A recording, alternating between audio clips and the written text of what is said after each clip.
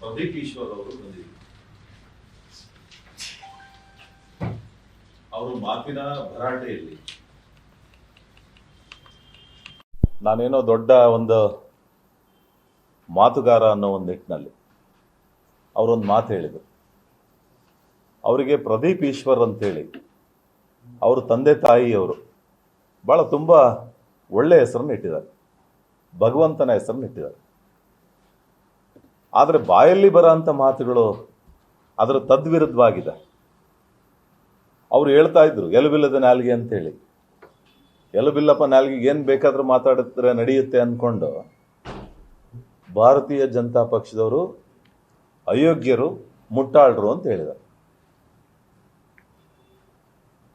ಕಾಂಗ್ರೆಸ್ನವರಿಗೆ ನಿಮಗೆ ಏನು ನೈತಿಕತೆ ಇದೆ? ನಮ್ಮ ಪಕ್ಷದವ್ರ ಬಗ್ಗೆ, ನಮ್ಮ ಕಾರ್ಯಕರ್ತರ ಬಗ್ಗೆ ಈ ಮಾತನ್ನ ಹೇಳಲಿಕ್ಕೆ ನಿಮಗೇನು ನೈತಿಕತೆ ಇದೆ?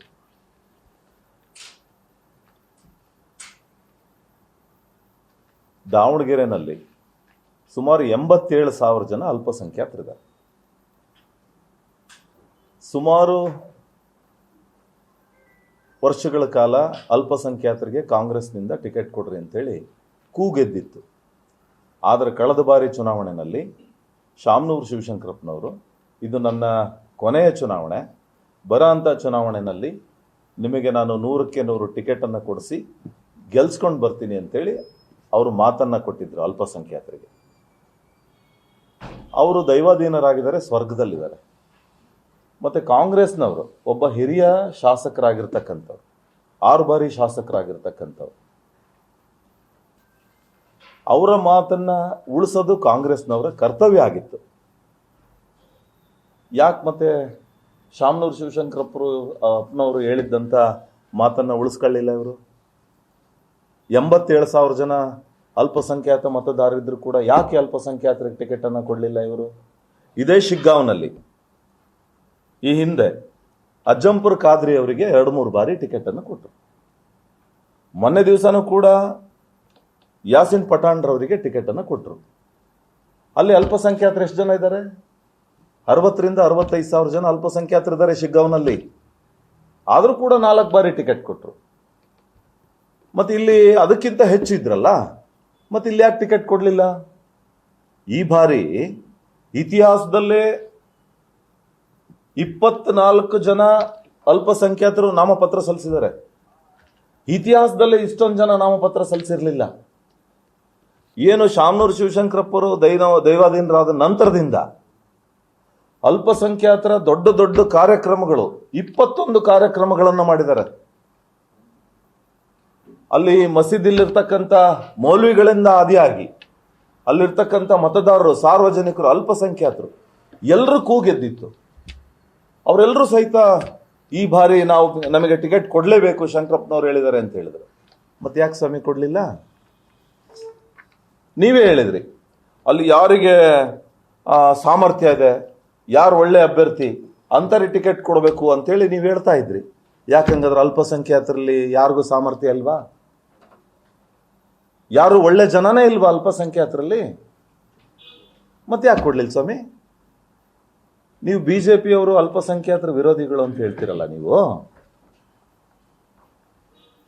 ನಮ್ಮ ಅಬ್ದುಲ್ ಕಲಾಂ ಅವ್ರನ್ನ ರಾಷ್ಟ್ರಪತಿ ಮಾಡಿದ್ದು ಯಾರು ಸ್ವಾಮಿ?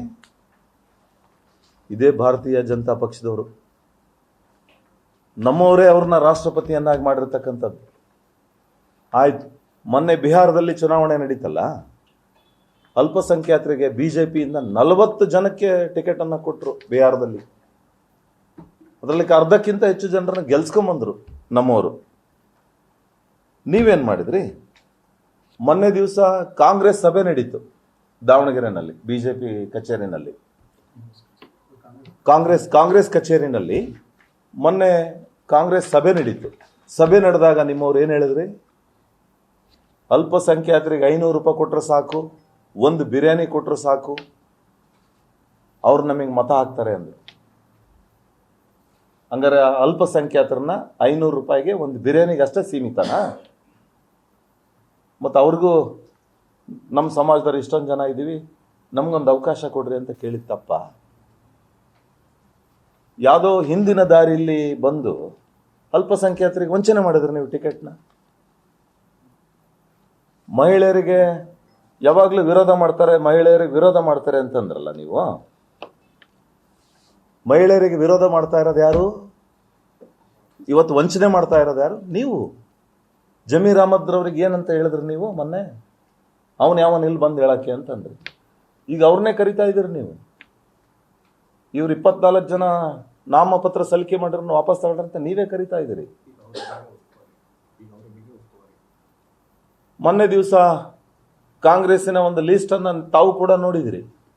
14 ಜನ ಲೀಸ್ಟ್ ಅನ್ನು ಮಾಡಿದ್ದಾರೆ. ಅದರಲ್ಲಿ ಮೊದಲನೇ ಹೆಸರು ಅವರೇ ಇದೆ.